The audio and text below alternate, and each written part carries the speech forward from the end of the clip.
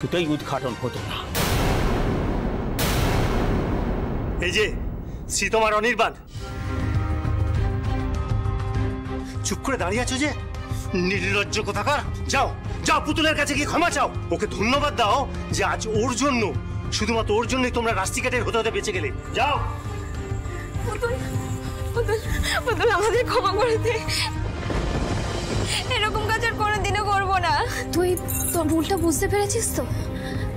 ব্যাস, আমার কাছে আর ক্ষমা চাইতে হবে না। স্যার, আমি বলছিলাম যে এই অবস্থায় তো পুতুল ক্লাস করতে পারবে না, আমি ওকে বাড়ি নিয়ে যাই। হ্যাঁ হ্যাঁ, সেটাই ভালো। ও আচ্ছা আচ্ছা, এটা ঘোষণা আছে এখানে তো, ম্যাডাম স্যার সবাই আছেন, ক্লাস 12ও আছে। আমরা ঠিক করেছি যে এবছর স্কুলে আমরা আম উৎসব করব।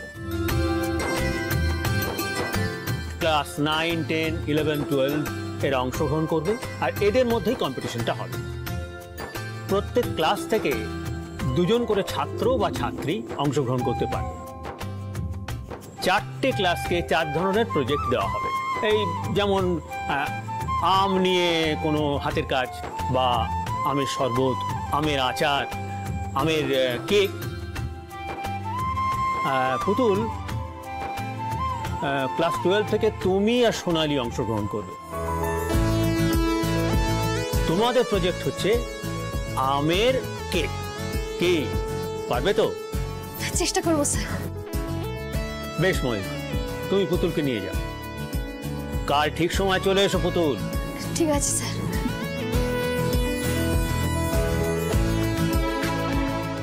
এবার ডবল প্রতিশোধ নেবই। আম কম্পিটিশনে তোকে দেখে নেব।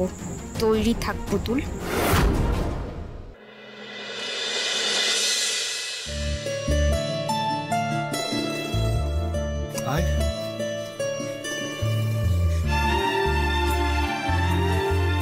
শোন না, বাইরে বৃষ্টি পড়ছে, বুঝতে পেরেছিস? তুই এক কাজ কর। এই মুখটা কি করছো? জামা খুলছো কেন? আরে কি মুশকিল, বাইরে বৃষ্টি হচ্ছে, তোর শারীরিক অবস্থা, তুই শার্টটা নিচে পরে না না না না না, কেউ এসে বললে কি বলবো বলো তো? দূর, তুমি জামা পরো। কি বলবো মানে? আমি আমার স্ত্রী,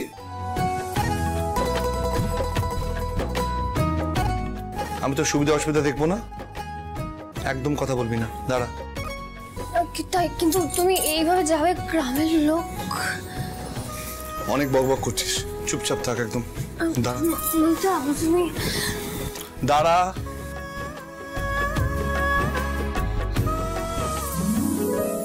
কিছু আবদারের জানি নেই মানে, তোর সঙ্গে আজ আমাকে নে এগিয়ে